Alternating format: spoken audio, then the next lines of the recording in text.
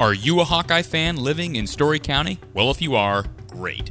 If not, we've still got you covered. Introducing From the Hawkeye of the Storm, your source for original Iowa content from the Eye of the Storm, the Hawkeye of the Storm, Ames, Iowa. That's right. Our Hawkeye platform, hosted by StoryCounty.News, strives to offer a unique perspective that you won't find anywhere else. Despite living amid the sea of red that is Cyclone Country, we make it our aim to entertain and inform Hawkeye fans everywhere. From live programming following an Iowa athletic event to our on-demand podcast, Brada's Branded Thoughts, which you can access through YouTube, Spotify, Apple, Anchor, Amazon, and more, our goal is to always offer cutting-edge black and gold content. In addition, catch our weekly college football picks throughout the season as you get prepped for the weekend ahead. And the great thing about all of our content is it's all free.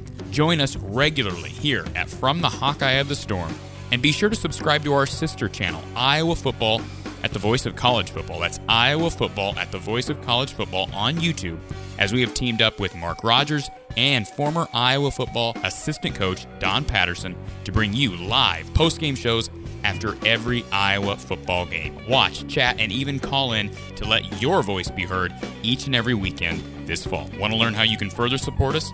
Visit our video description on each and every YouTube video we publish, and then, of course, enjoy the content. It's From the Hawkeye of the Storm, hosted by StoryCounty.News, for the best Hawkeye content in the area.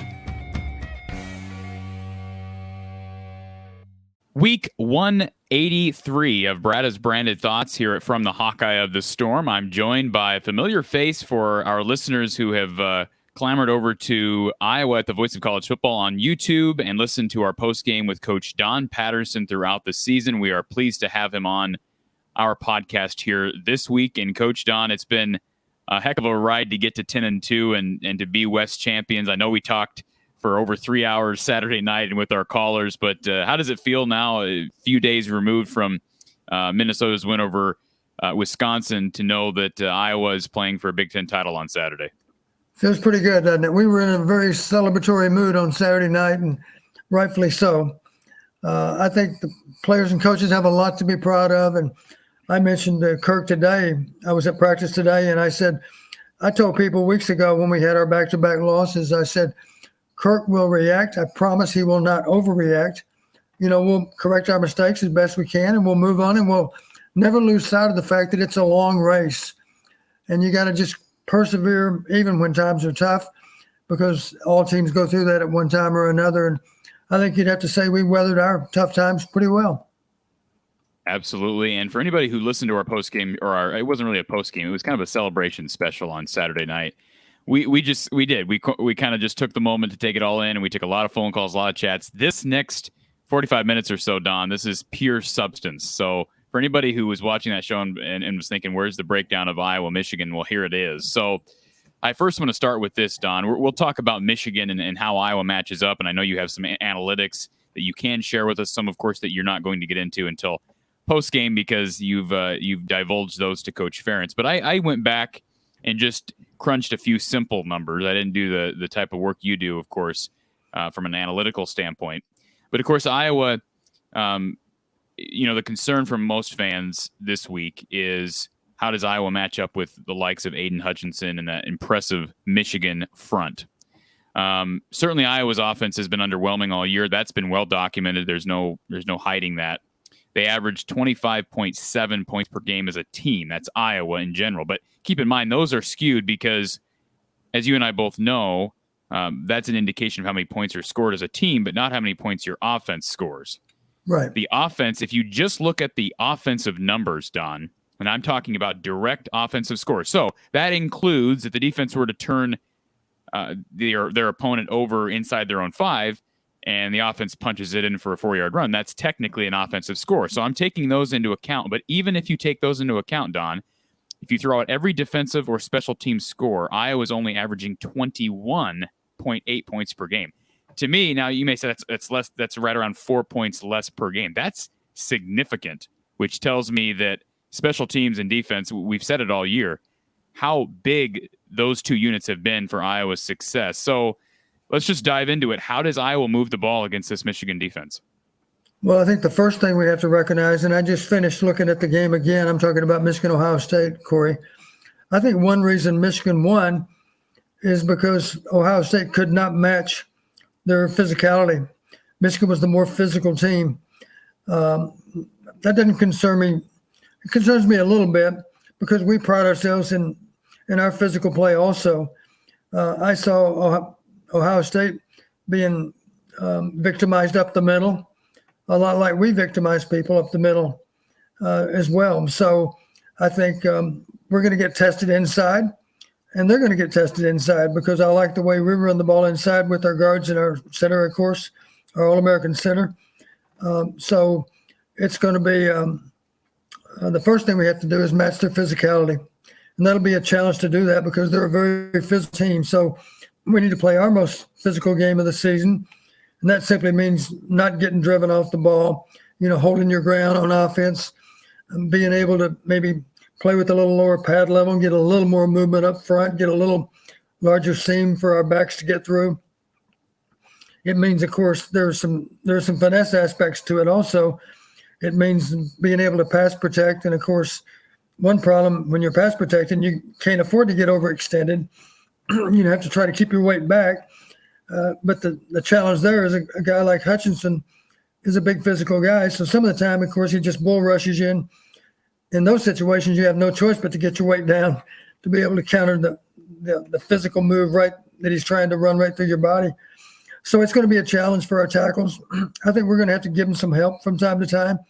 It'll either be a tight end, maybe blocking full time, or at the very least chipping on both those defensive ends, especially Hutchinson.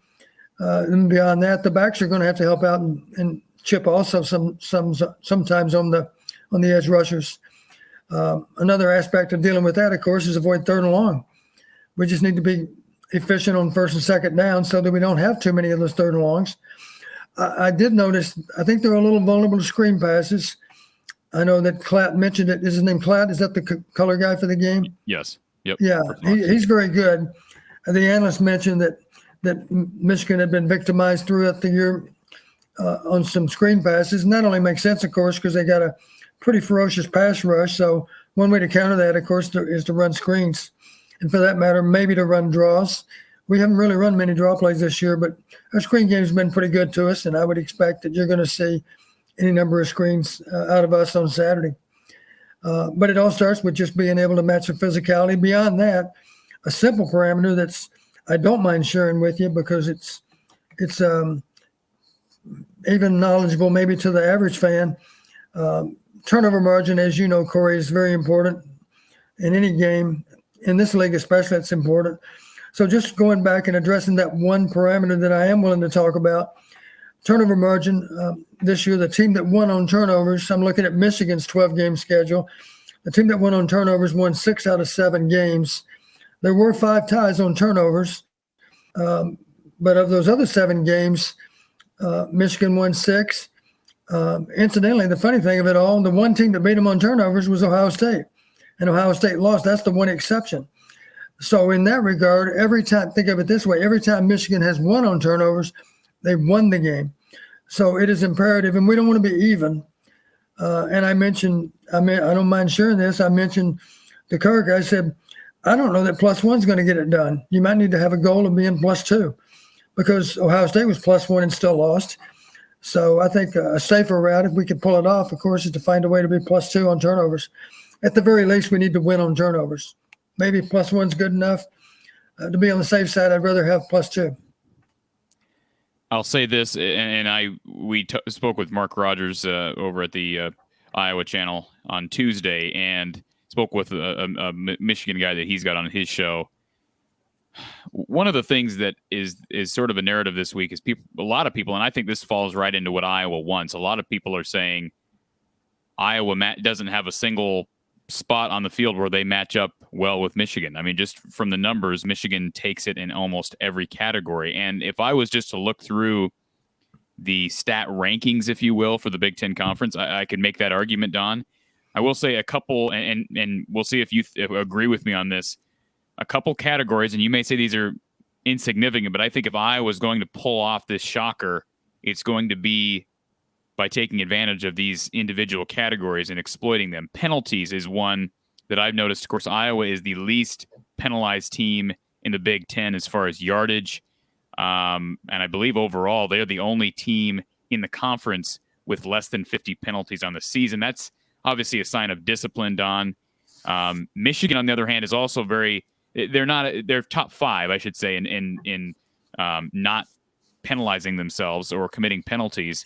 But I will say this, Michigan is also not very good at drawing penalties. I don't know if you would consider that a stat that you can bank the house on, but Michigan is 12th in the conference in forcing penalties. So that would tell me, Don, that's one little category where you cannot be the more penalized team if you're Iowa on Saturday. Is that accurate? Yeah, I think that's a good point. You've heard me say before, when you just look at edge on penalties or edge on penalty yardage, it doesn't produce a winning percentage that's very high. But that's simply because usually there's a small edge in one way or the other on both penalties and penalty yardage. Just for the sake of argument, if we were 40-yard differential on penalty yards, that could be significant. Obviously, the more the disparity, the stronger likelihood that penalties do play a larger than normal role. That could certainly happen. There are other things that come to mind. For me, one is average starting field position. It's going to be a battle of field position to some degree, and that's strength against strength because they have a good punter. We have a good punter. I do think our punt returner has an edge over their punt returner. Our punt returner, as you know, is also a great kick returner. So this is an important game for Charlie Jones to win. I think we do need to win that field position battle because and I did have the privilege, and you'll find this interesting. After practice, I was catching quite a few of the players, and I made a point of catching Caleb Shudak. And I said, Caleb, I want to congratulate you on a great season. And I said, just so you know, I know Michigan's got a good kicker too. I don't know much about him, but I do know this because I said it on the radio. He's good, but there's no way in hell I'd trade him for Caleb Shudak. And he smiled and he said, Coach, I was aware that you said that, and I really appreciated you for saying it. Now, I think that might have been on the Monday morning show, I think. I don't know if I mentioned it on your show or not, but it's the truth. You know, I put him up against any much faith I have in him. He's still only a human being, but he's pretty darn perfected with his ability to kick a field goal. That's for sure. Yeah, and if anybody wants to know, Michigan's kicker is 22 of 24 on the year. Iowa's is 22 of 25. In case you want to know why Caleb Shudak did not make first team All Big Ten, it's because of that Michigan kicker. So I am curious about his range. How many 50-yarder pluses has he made, I wonder?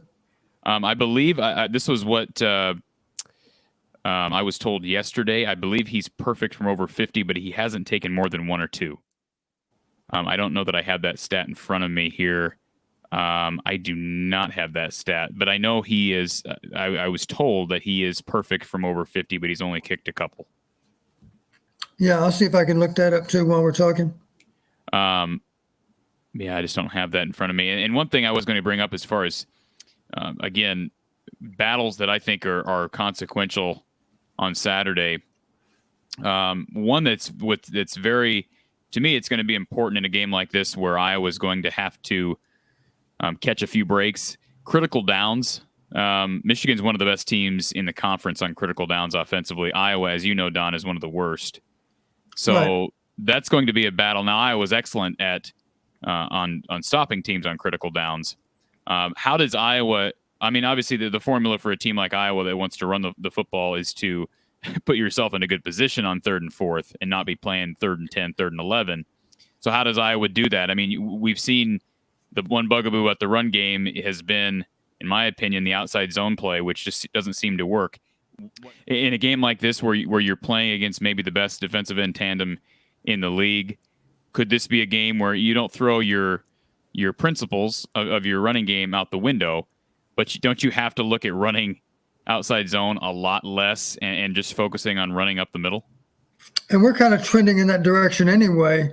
You know, we haven't run as many outside zone the last week or two, in part because we've just had good success running up inside. So inside zone's been more productive than outside zone. And running between the tackles has been pretty good for us. And you bring up a good point. If their defensive ends are maybe better than their inside D linemen, then maybe that's one more argument to try to run up inside. And, of course, you eliminate all those -3s and -4s when you do it. You're typically going to gain yards or certainly not lose many because you're running north-south rather than quite so much east-west. The only kickers that are ranked ahead of Caleb Shudak, by the way, are Ohio State's kicker and Michigan's kicker. But Shudak, of course, 22 of 25, good for 88% on the year. Kickoffs, 26 yards per return, first in the Big Ten. Charlie Jones, if he could knock off another big, even if you're not talking about a trip to the house, Don, if he could consistently get Iowa back into the 40, 50-yard range and create that short field, right, I feel like Charlie could be huge in this game. Yeah, I'm looking at Moody's stats here now. His long for the year is 52. That's the only field goal attempt beyond 50. He made the only attempt. 40 to 49, though, he's 3 for 5. So okay, both of his misses, I should say, are from 40 to 49. So he's missed. You said he's perfect from 50 plus 101, but then so you get him in again. You get him between that 40 to 50. It doesn't look like he's real comfortable there, and that's right. It's sort of ironic. I don't know if you remember. I think we talked about it. Iowa's last trip to Ann Arbor in 2019 was a game that was largely played between the two 40-yard lines, especially Iowa's offense. We could not get the ball past the 40. I don't know if you recall that, Don. I remember being sacked 8 or 10 times, whatever. Constantly. We kept getting past the 50, good field position. We'd get stops. I remember a pick or two for Iowa's defense. Could not get the ball past that mark. Now, the good news for Iowa's offense is Caleb Shudak's a guy who has shown that he can kick the long ball. The difference in 2019, Don, Iowa didn't have a kicker they were comfortable, and at least from my vantage point, they didn't have a kicker they were comfortable with from 50 plus. Keith Duncan was an accurate kicker, but he was not your big leg of a Marshall Kane or a Caleb Shudak. So that's an advantage in a game like this as well. Yeah, you're right. Absolutely. That's why it's so important. Now, the good news about turnovers, we're the most proficient, of course, at generating turnovers. Michigan is okay in that regard, but not nearly on the level we are. Michigan does do a good job protecting the ball offensively in terms of turnovers. They were even, as I mentioned, in 5 games. So a typical Michigan game, both teams would have 1 turnover, maybe or maybe 2 at the most. Iowa's been known, of course, to generate multiple turnovers on defense in certain games. That'll be hard to do against Michigan because they protect the ball well. It's not going to come easy to force turnovers, but we'll hope that we can somehow find a way to do that, because that'll obviously make a difference in our field position, and of course, in many cases, that gives you a chance to be set up on the short end of the field rather than the long end. The Big Ten is here's a stat that's kind of sort of interesting. The Big Ten is basically 2 tiers as far as the passing attack. Ohio State, Purdue, Maryland, Penn State, Nebraska, Michigan State, Michigan. The top 7 all average 225 plus yards per game through the air. And then you have Iowa, Northwestern, Indiana, Rutgers, Minnesota, Wisconsin, Illinois that all average 178 or less. So there's a big drop off there, but Michigan is 7th in the Big Ten in passing, Iowa 8th. So not a huge difference there. And yet in terms of yards per game, it's maybe as much as 50 or so. It's right around 50 yards per game. Yeah. And of course, Michigan deploys 2 quarterbacks at times. What do you see as the differences between the two? Obviously, McNamara, the primary kid, and I don't even think of the other guy. McCarthy, I think it is. McCarthy, J.J. McCarthy. Yeah, McCarthy. It looks to me like if McCarthy's in the game, it's considerably more likely to be a run play. Oftentimes, he might end up carrying the ball even. So a lot of zone read stuff maybe would show up. I don't doubt that they might break tendencies and throw with him. I don't know how many pass attempts he has on the season, but he's without question the better runner. I think that's safe to say. Incidentally, they've got not 2 but 3 good running backs, but we do have another personnel tendency there, I think. Everybody knows about Haskins, of course. He's the starter, and he's a very good physical running back. I like number 2. He's a good solid backup too. He's got speed. And then they have a true freshman, number 7. And I think when he's in the game, you should expect even that he's going to be throwing the ball. And it's simple stuff like swings out of the backfield so that they can get him out in space. he must have really good hands. He made one catch in the Ohio State game that was pretty phenomenal. He was running to his right, and he just simply snagged the ball with his right hand and had no assistance at all from his left hand. And that was on a cold, snowy, sleety day. So I think if 7's in the game, we better get ready. Much more likely to be a pass than a run, I think. And I don't know any of the breakdowns they've got on as a staff, but just from observing the games, I think they're more likely to throw when 7's in the game. They're certainly more likely to run when 25's in the game. And when 2's in the game, I think it's more likely to be a wide play versus when 25's in the game. We better be able to defend. To begin with, we better be able to defend between the tackles, because that's one similarity in both teams. Both teams pride themselves on being able to run the ball up the gut. And they have the back that can do it, and they have O-line blocking similar to our center guard blocking. And it'll be a challenge for either team to defend those inside runs with a lot of success, because those plays, of course, if you can knock out 4 yards or more, that's what you're interested in doing, because we can deal with second and medium. We just can't deal with second and long, third and long. Don, these last few weeks, the narrative nationally for Iowa is close victories. Our friend Justin Rowe with Michigan Athletics, his guest appearance on Mark Rogers' show this week, he talked about how the feeling around the Michigan program is that Iowa peaked early, which is fine with me. I'm fine with that line of thinking. Iowa certainly is playing as the underdog here. And you'd have to think they have the chip on their shoulder here. But one thing that I think has been overlooked is we've talked about the offensive line for Iowa improving, and I think we've seen that over the last few weeks. You're a former offensive coordinator. Let's start with that O-line, because I also think that Iowa's run defense has improved these last couple of weeks. But as far as the offensive line, what do you see from Schott and certainly Jack Plum's played more with Richmond being out. Richmond, they got back on Friday, but where do you see those guys progressing? Well, I think two differences. One is the inexperienced players that are more at the tackle position. Those guys have gained a lot of experience over the season. I think that's helped, because they're smarter than they were 2 months ago. There's no doubt about that. They're smarter than they were 2 weeks ago, for that matter, because it's a learning process for them. I think another thing that's made a difference here in the latter half of the season is that Schott is more healthy. So I think he's back I think he's at full strength now, and he and 65, if they're next to each other, then you got a pretty good chance of moving people out of that part of the field, that's for sure. So I'm glad that Kyler's healthy again and playing well. It means a lot to him to play well, of course. So we're not world beaters across the front, but I think we're at least better than we were. And that's important, because Michigan is one of the toughest tests we'll face the entire season. Okay, so the offensive line progression has been well documented these past few weeks. What people aren't talking about, in my opinion, is the evolution of Iowa's run defense. And you may say, well, Iowa's run defense has always been good. Let's remember, 2 of the top 3 teams in the Big Ten rushing the football are Wisconsin and Minnesota. As you know, Don, Iowa did not stop the run very well against Wisconsin, and they really didn't stop the run very well against Minnesota. But a couple of the more underrated teams on the ground are Nebraska and Illinois, 2 teams that are in the upper tier, you could say the top 7 of the Big Ten in rushing. Iowa completely shut down Illinois' rushing attack, which I think impressed us both, Don, at the time. Yeah. Nebraska rushed for approximately 130 yards, but only averaged 3 yards on the ground. A lot of those came from Smothers at quarterback early. I think Iowa was kind of feeling him out. So everybody wants to talk about Michigan's rushing attack. It is best in the Big Ten right now, which is a scary proposition when you look at how Iowa played against Wisconsin and Minnesota. But again, I think Iowa's run defense has actually improved. What are your thoughts? I think you're right. Those games you mentioned that we performed well in, of course, were our last 2 games.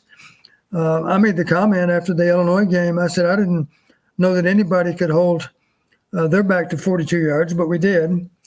And 2 reasons for that. He only had 13 carries in that game. He got banged up a little bit in the second half and missed a few snaps. But part of the reason he didn't get more touches also is because we weren't playing from behind. So it's important to start fast and not allow them, even if they're protecting the lead, of course, Now you're going to see a back like Haskins with 25 carries, or I doubt that he'll have more than 25, of course, because Corum will have some, and even the third team back will have some. But I guess the point is, and we've talked a little bit about this, one of the tricks to winning in the Big Ten is being sure that you can run the ball more than 50% of the time. And we haven't really discussed it at length, I guess, but one key to success, of course, is outrushing the opponent. That's true. But more fundamental than that is being able to run the ball more than half the time. That's almost critical that you do that. The winning percentages change a lot. If you're below 50% run, they change a lot. You need to be above 50% run. If you can get up towards 60% run, your chances are even better of winning the game. Now, in this game, it's going to be hard to do, of course, because Michigan does a good job of slowing down any running game. But that's got to be our goal, is to have really good balance run and pass. If either one of the teams throws the ball 40 times, then they're probably the losing team. One thing that maybe is a little bit overhyped for Michigan is their rush defense. They're right in the middle of the Big Ten, so they don't possess the rush defense that, say, a Wisconsin does. They allow basically what Iowa averages, right around 3.4 yards per carry, I believe. So there's no reason to think Iowa can't run the ball. I think up the middle, as you talked about, Don. Gavin Williams would make me think that maybe this could be a surprise game. He may be a dark horse in this game to compile some yardage because of his ability to run downhill. I agree. Looking at individual games, I've got all of Michigan's games down here, and I've actually recorded the parameters that the other team won. And you mentioned rushing yardage. This will surprise you a little bit. Would you believe that Rutgers outrushed Michigan? Wow. They did. They actually did. Rutgers also had more rush attempts than Michigan. Oh, by the way, it was a one-score game. It was 20-13, I believe it was. I know it was. And that would surprise people that Rutgers outrushed Michigan. Now, that was a long time ago. That was the first conference game. But looking on down through here, here's another game that might surprise. Well, this won't surprise you. No surprise that Michigan State outrushed Michigan, because we know that Michigan State has maybe the next Heisman winner. He's certainly going to get a lot of votes. But Michigan State outrushed them and also had more rushing attempts. Coming on down, Penn State had more rushing attempts. Now, Penn State did not outrush them, but they did have more attempts, which is, again, a good stat to have on your side. And then more recent than that even, Maryland outrushed Michigan and had more rushing attempts. So there is some indication that if you're really committed to running the football, to keep them honest, you'll have a chance to get that done, because any number of teams are able to do it. Let's generalize this for a second, then we can dive back into some specific matchups on the field. Back to the sort of narrative that Iowa's really not playing good football right now. I think that should be dispelled, because they've won. First of all, they've won 4 straight games, right? And they had to win those 4 games to have any chance at the West. I think we said that after the Wisconsin game. You got to win out here if you want any chance to win this division. They did that. They're champions. But I think there is this notion that they haven't played anybody good. Minnesota's pretty darn good, Don. And I know they lost to Bowling Green early. I don't want to use the word fluke. That's probably a word that coaches don't like. But that was sort of a weird game early. They were really good against Wisconsin. They've looked pretty darn good. I mean, I know Illinois beat them, but Illinois also blew out Northwestern. I mean, Iowa didn't impress me against Northwestern whatsoever. It looked like a very pedestrian game plan, especially in that second half when Padilla came in there. I think you'd probably agree with that. But Nebraska plays everybody close. So, it'll be interesting to see. I said it to Mark yesterday, and you can, people who are interested in my selection for this game can tune in Friday night for that. I have a really good feeling about this game, Don. And that's not based on necessarily anything stat-wise or any position that I think Iowa just dominates in, because I really don't know that there is a position that they dominate in. I think there are a couple battles they could win. But there's just something about this game. We've talked about the hangover effect, that Michigan could possibly be hungover from the Ohio State win. I think that's possible.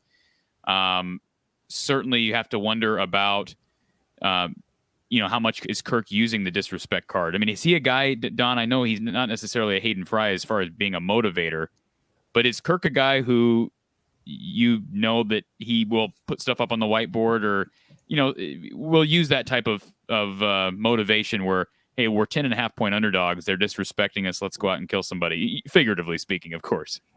Well, I do think this. It's safe to say that was a monumental effort out of Michigan last Saturday.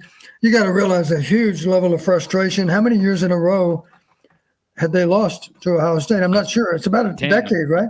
Yeah, about 10. About 10 years, plus or minus, but who's counting? I'm pretty sure Michigan fans are counting, that's for sure. They were counting. So they finally got the win. It was a very emotional win for them. And, of course, it got them into the Big Ten championship game. So they used up a lot of emotional bullets last weekend. That's safe to say. So it's going to be hard for them to duplicate that. You know, we're the opponent that's not given much respect. That's always played well for us. You know, the no respect thing's always played well for us. There are any number of times when we played Michigan through the years where we were a decided underdog and they were looking down their nose at us, and it cost them. The first one that comes to mind for me is back in 1981. We went up there with a team, of course, that had not done anything prior to that season, and we beat them 9-7 on the strength of 3 field goals. And, of course, some great defense. I mentioned again to Kirk today, I said, this team reminds me so much of that 81 team. And he said, yeah, me too. And he said maybe what was most significant when Andre Tippett was in town for that Minnesota game, he had a chance to talk to the team, and he mentioned that very fact. You guys remind me so much of our team back in 81. And we had a stingy defense. We had a kicking game that was second to none. And we had an offense that was opportunistic, and you had to protect the ball. And the offense wasn't going to win any stats back in 81 either, but we knew how to win games. Frankly, it's more important to know how to win games than it is to win statistical wars. Right. Only one stat matters, of course, and that's points at the end of the game. So our guys recognize we don't have to outrush Michigan to beat them. We don't even have to win the majority of the analytics to beat them because we've beaten teams without winning half the analytics anyway. Let me touch on it because I went to the trouble of pulling these up, Corey, doing the research for them. I think you'll find it interesting. It's kind of daunting.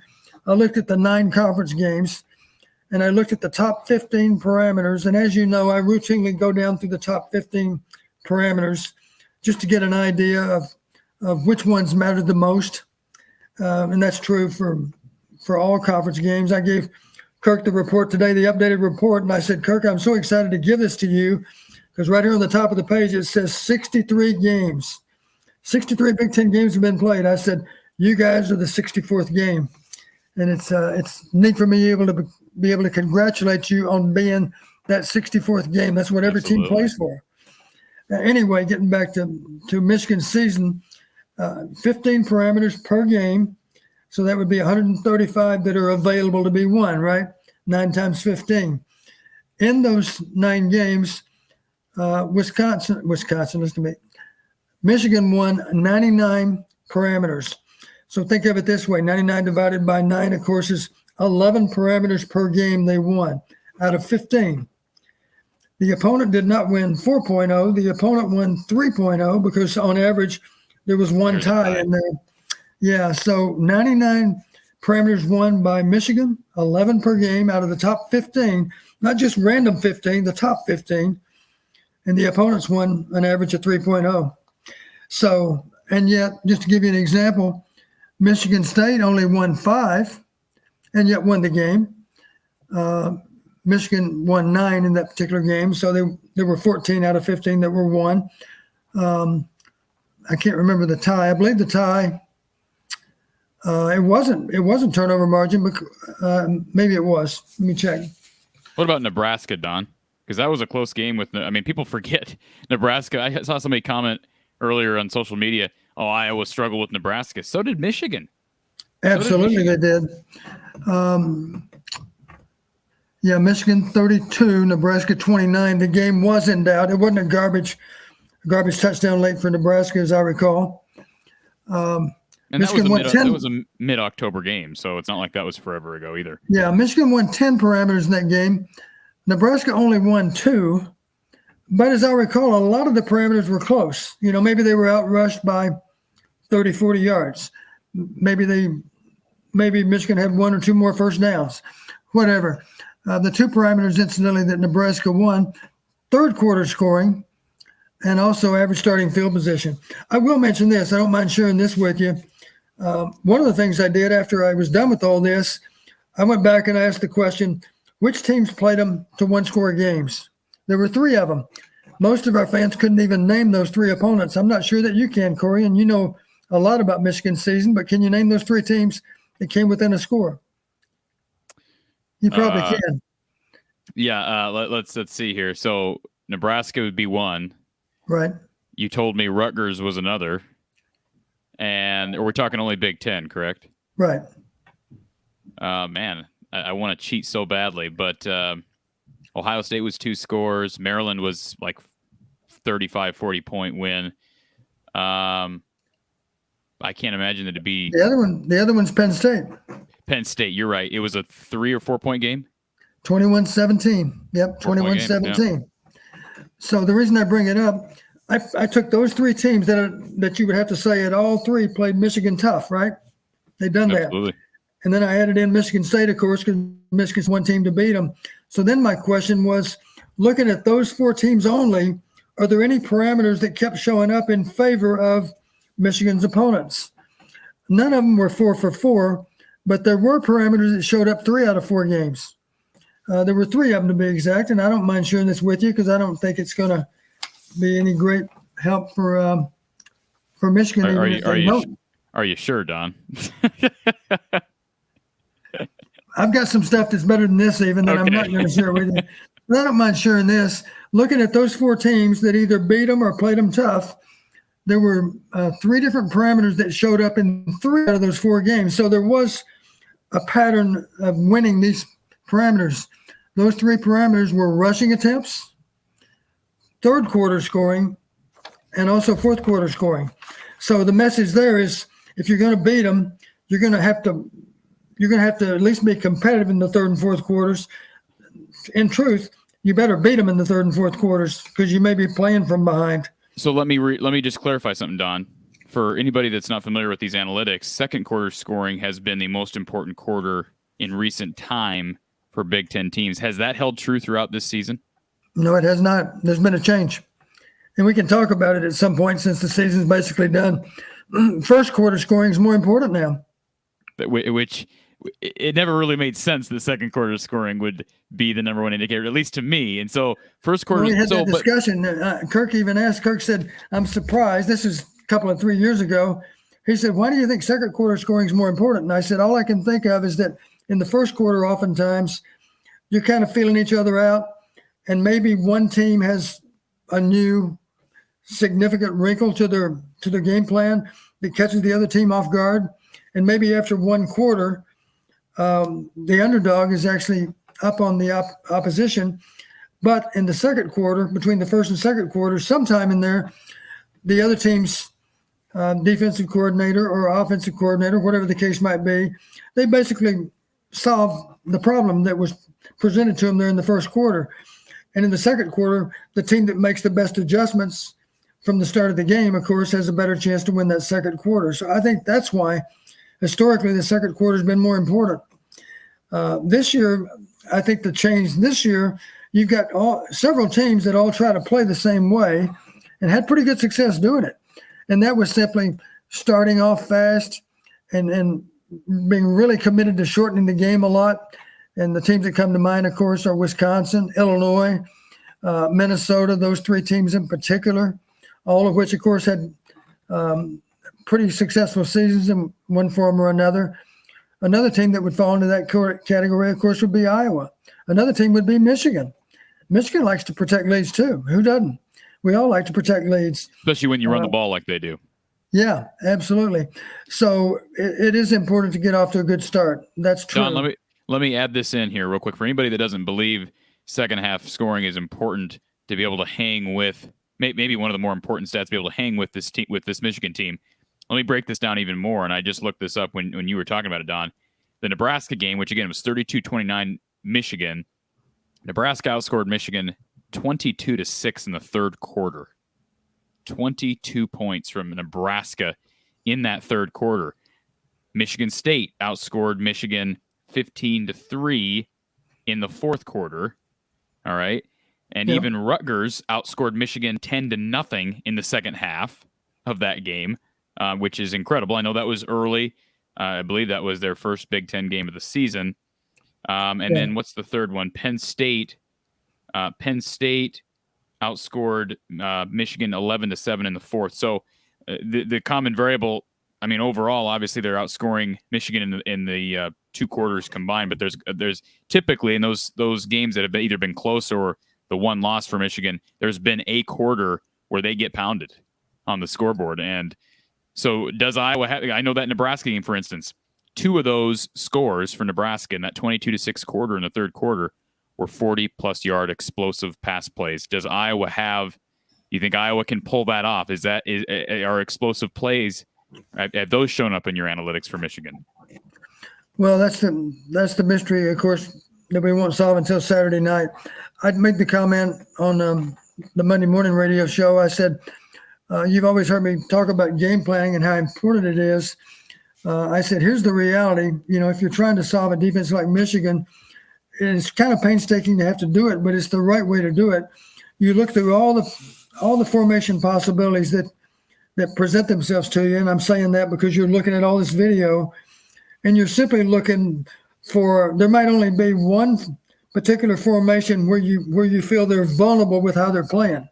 They have a tendency, here's how they want to play this particular formation. It might be tied into the personnel that are on the field.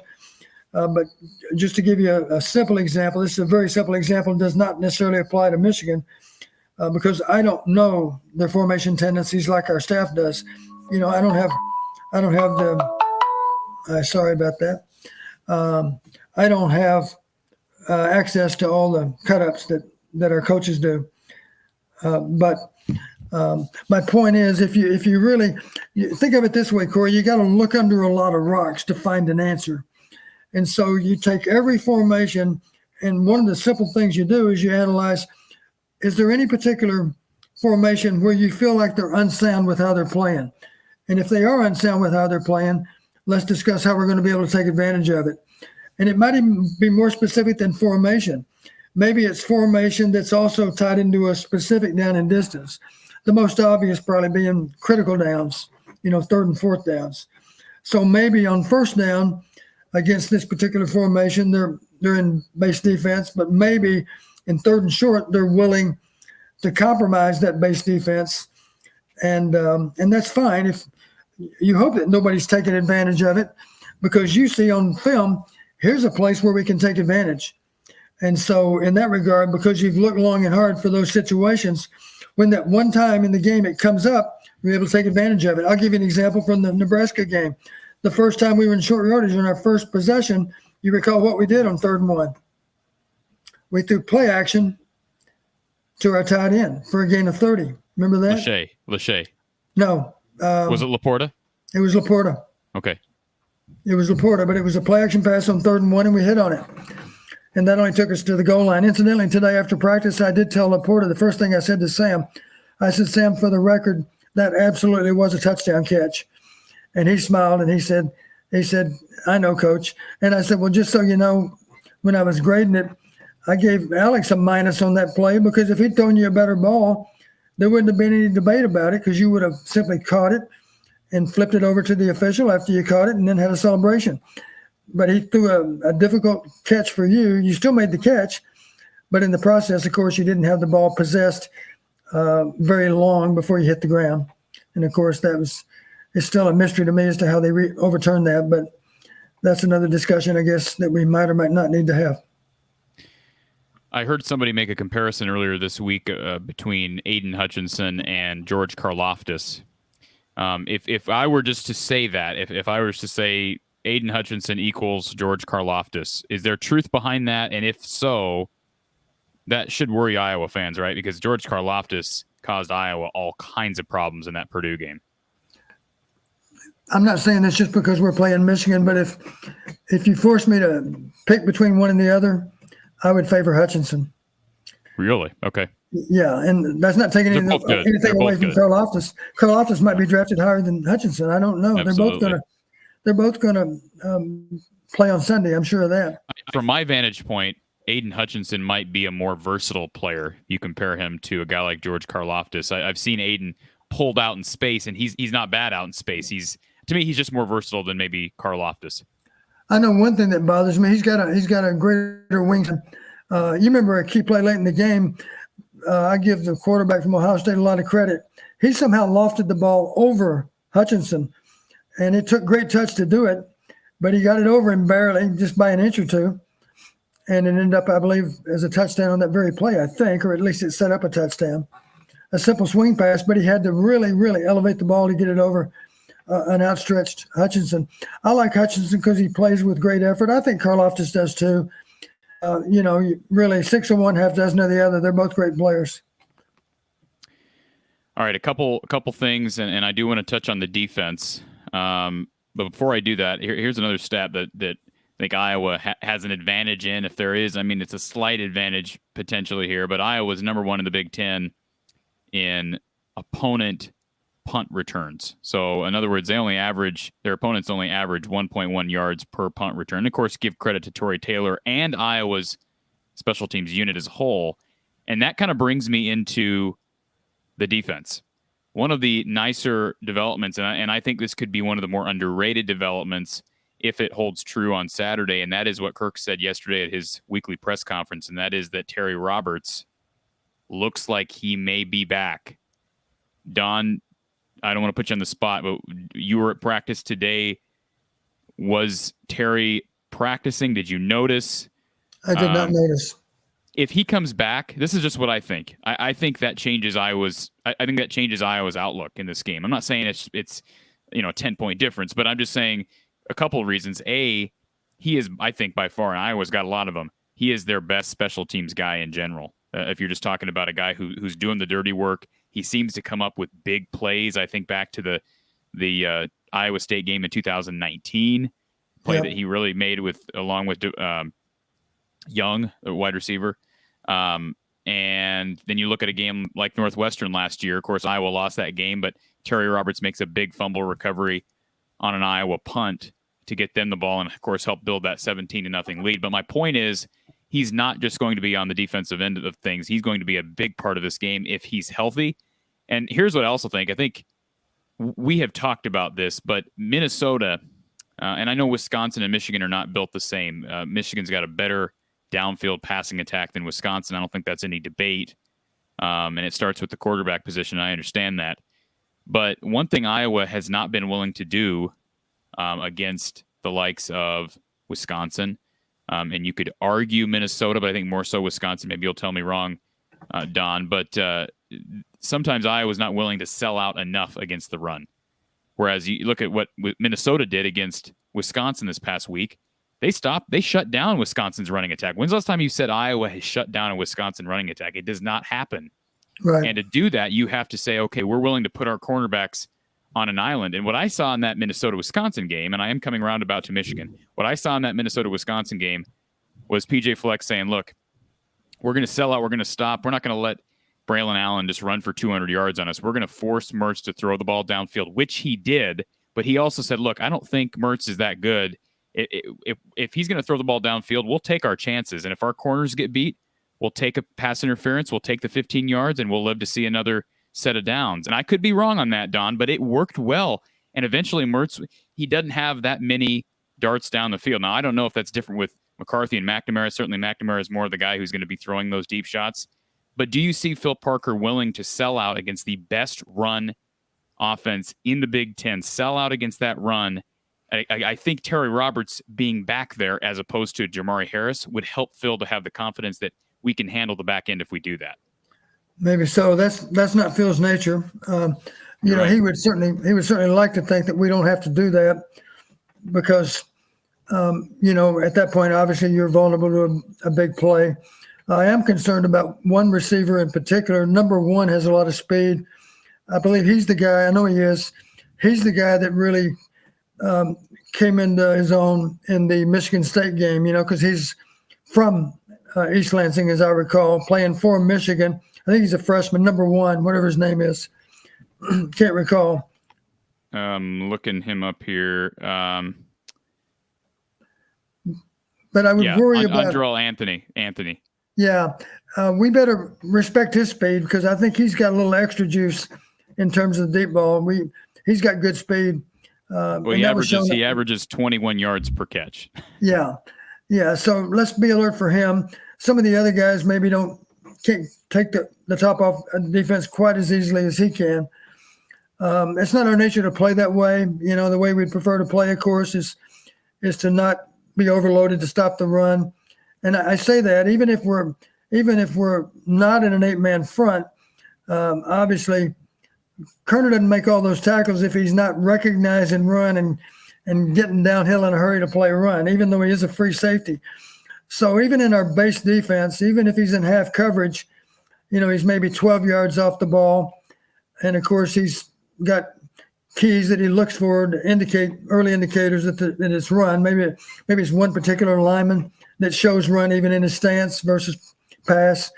That's where film study comes in again, to be able to pick up on a key as to an early indicator for run versus pass. So even if we're in our base defense, we're rolling Kerner down pretty quickly. Our strong safety's coming down pretty quickly too, even if we're against two-back offense.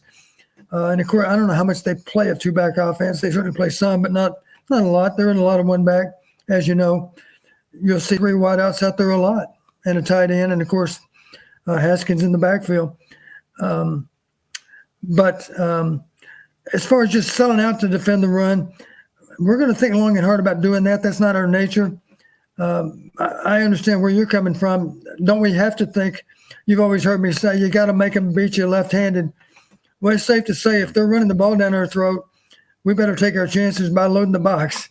I don't think it'll happen. I think we'll hang in there and defend the run okay, especially when you're talking about the safeties rotating down as they see run. Incidentally, they ran pitch back to quarterback the other day too and had an interesting concept off of it. It was actually a trail concept, and the guy was wide open. So I give Michigan credit for some imaginative play calling too. If you can imagine, they faked a fly sweep, and they handed the ball to Haskins, I believe it was, in the backfield. He ran into the line.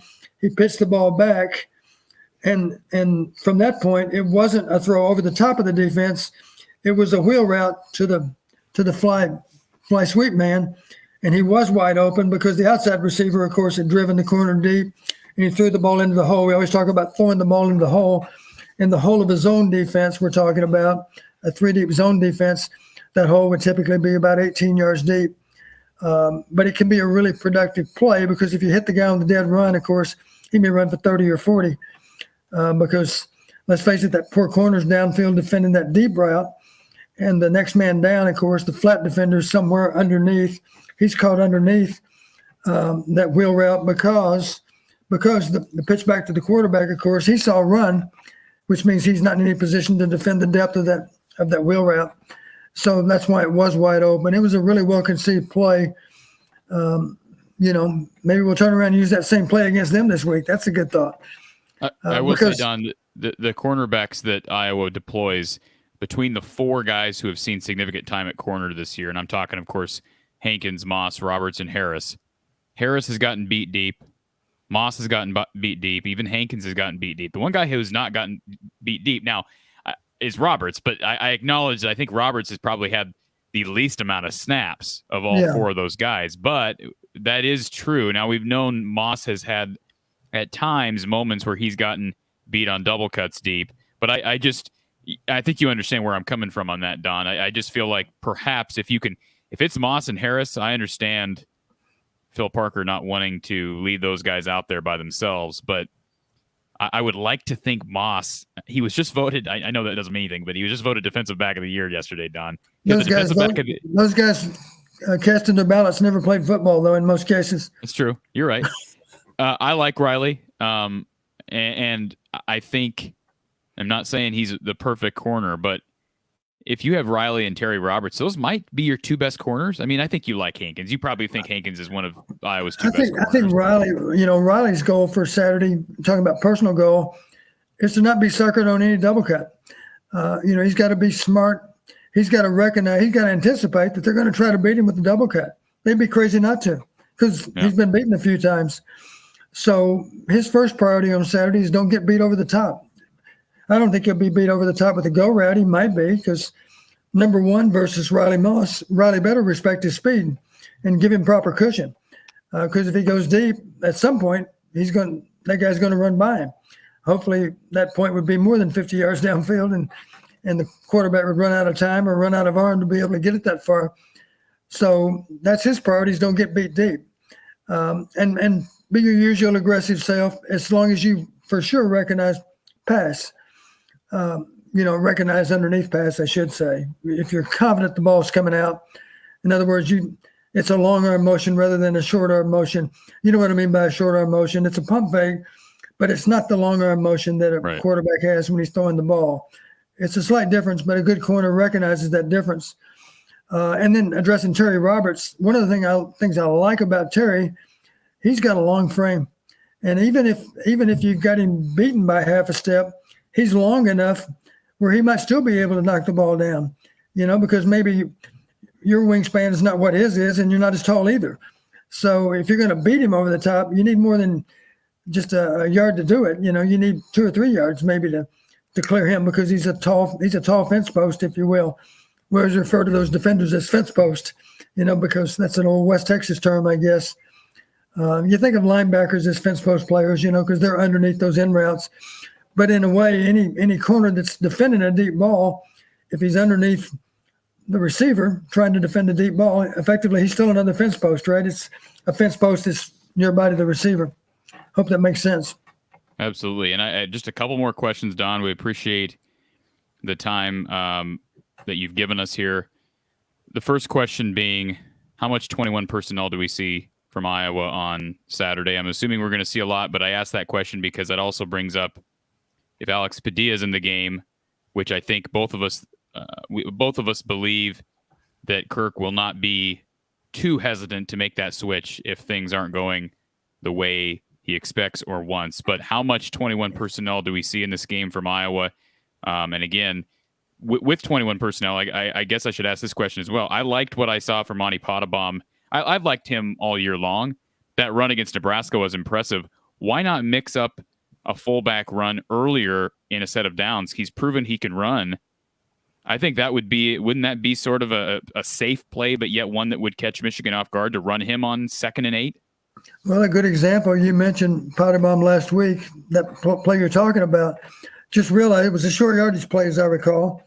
That particular backfield action on the part of the fullback and the quarterback is the same backfield action that complements belly pitch. Remember where you fake inside and pitch the ball wide? Well, this time we weren't faking inside. We were handing him the ball, and our linemen on the play side were actually giving the defense a false key. They were actually stepping left while Pottebaum's running right. It was actually influence blocks on their part. So it's good football that we did that, and that's one reason he was wide open. The tight end, as I recall, did have a key block to open the hole. He was blocking the edge guy, and the inside guys went chasing off inside versus those hats that went inside. The guard and tackle put their hats inside, and defenses typically read hats, of course. If the lineman in front of them steps left, then they tend to mirror his movement. So it's good football to influence defenders every now and then, just to mess with their heads a little bit. That's what we did on that play. I do think you're right. I think we're pretty comfortable with two-back offense. It does present a lot of opportunities in terms of being able to run the ball up inside. Not that we can't do it out of one back, we can, but I just like it because it's old-fashioned football. And I think that's the only way. That's the only way we're going to be able to run, in my opinion. And I'm not no expert. That's the only way we're going to be able to run is if we deploy 21 personnel with Pottebaum up the middle. I just think that's the road, and I could be wrong. The one thing I'm sure of is we're gonna try to run the ball out of 21. I hope we're able to do it. If we're able to do it, that's a good sign, because it still offers a lot of play action opportunities. You've heard me say before, if I had to play all day with one formation, I think I'd still pick a pro formation, 21 personnel. I like that personnel grouping for sure. It depends on your personnel, of course. If you can put 3 wideouts out there and maybe you don't have a great fullback, then maybe that makes more sense to go with what we call 11 personnel, 1 back and 1 tight end and 3 wideouts. But I think we're comfortable with 21 as a personnel grouping, and I think if we're lucky enough to run 21 40 times on Saturday, it probably means we won the game. Absolutely. Final question, Don, and then I got to jump over on Mark's show at 4 before I got an appointment at 4:30 here. We're recording on Wednesday afternoon. But, Don, you'd have to think, and we said this before the Wisconsin game, and I was disappointed, and I think I'm sure the coaching staff was down on themselves for not trying more just to break tendency in that Wisconsin game. That was the biggest game of the season. Now, they found a way to get to this game regardless, although if they had won that game and then won out, we'd be talking about playoff right now. We'd be talking about win this game, you are in the playoff. That's Right. beside the point. I still think Iowa actually has a slim chance for the playoff. It's not great, but that's beside the point. This game, you'd think that this is the big game. I mean, you could make the argument, Don, and I'm not saying it's true or not, but you could make the argument that this is Kirk's biggest game of his career. I think 15 probably was, because you win that game and you're in the playoff. And then you might say the Rose Bowl in 15 was his next biggest game. You could make the argument this is the biggest game of Kirk's career. So you'd have to think they're going to leave everything out there as far as play calling and whatnot. Has Iowa been holding on to anything? I know we've talked about special teams trick plays that Iowa ran a lot in 17 and 18, very successful. Exotics offensively. Are there things we haven't seen that you expect Kirk Ferentz, Brian Ferentz, this offensive coaching staff to deploy Saturday night? I have no doubt that we have some plays that we haven't shown that are at least going to be on that call sheet on Saturday night. The question is whether or not we get to them. I think we might, and I'll tell you why. We have nothing to lose. There's that term, playing with house money. In many ways, we are playing with house money. We've already overachieved in some people's eyes. We weren't supposed to even be in this game 2 weeks ago, and now we are. So if anybody has any extra pressure, it's Michigan, because they're playing for the right to be in the Final Four. We don't have that. We don't have that burden to carry around. And they played a very emotional game just a week ago, and it's going to be interesting to see if they can match that same emotional energy they had last Saturday with this Saturday. I said it to Mark Rogers yesterday, and a lot of people called me a fool. People were saying I was delusional. Don, I'm a homer, but I try to be pretty balanced. Would you agree with that? I try to stay down the middle and call it like I see it. Right. But I have a really good feeling about this game. I think Iowa's going to win this game, and no one else is predicting that. And what I have heard is people saying, "Man, I just don't see any way Iowa wins this game." Don, in a way, that's exactly what Kirk Ferentz and this coaching staff wants. I would have to think. People saying, "I don't see any way for them to do it," completely discounting them. I just have a feeling they win this game. Don, care to offer any predictions? I know you're not a score predicting savant, but any predictions for Saturday? Do you feel anything close to what I'm expressing here? Yeah, it wouldn't surprise me at all if we pull it off. Just like I made the comment to you a week ago, I said it wouldn't surprise me at all if Minnesota beats Wisconsin, because Wisconsin's got the pressure. The pressure's off for Minnesota. They're not going anywhere. They're not going to Indy, but they still have a chance to play for the Axe. And last Saturday was a huge win for Michigan. They used up a lot of bullets last weekend. Can they have a similar effort this Saturday night to what they had last Saturday? One difference is simply be they don't have the home field advantage. Half the crowd's for them and half the crowd's for us, I would think, or thereabouts. It's at least not on a home field. So, and they feel the pressure, of course, of needing to win the game to make the playoffs. They finally made it to Indy, but let's face it, how many chances do you get if you're playing game 13 and all you have to do is win the game to be in the playoffs? That's a lot of pressure. And we'll see if they're ready for it. But I know this, we relish the role of underdog. And here's really what it boils down to. One of the things I was saying to all the guys I saw today, simple advice: keep finding ways to win. You don't have to have more yards. You don't have to have more long passes. You don't have to dominate statistically, but you do need to find ways to win. And sometimes that's the beauty of the game. Sometimes the team that you would think deserves to win based on the stats, they simply don't win. There are all kinds of examples of that. I deal with them all the time, looking at analytics. So the really good teams, you've heard me talk about it, you're a positive exception or a negative exception. Well, if you won on turnovers, lost the game, you're a negative exception. On the other hand, if you lost on turnovers and found a way to win the game, good for you because you defied the odds. You'll find this interesting. This says so much about our team. And I shared this with Kirk. I said, Kirk, 1 week ago, there were 3 parameter combinations that were still 100% win. I'm talking about on the whole season. You're talking 30-something and 0, unbeaten. There were 3 parameters left out of 105 combinations. Imagine all those 15 parameters, figuring up all the combinations involving those 15 parameters. There's 105 of them. And I've been charting all these the entire season. And after last week's games, there were still 3 that were 100%. Okay, I should say before we played Nebraska, there were 3 that were still 100%. Now there are none. You know why there are none?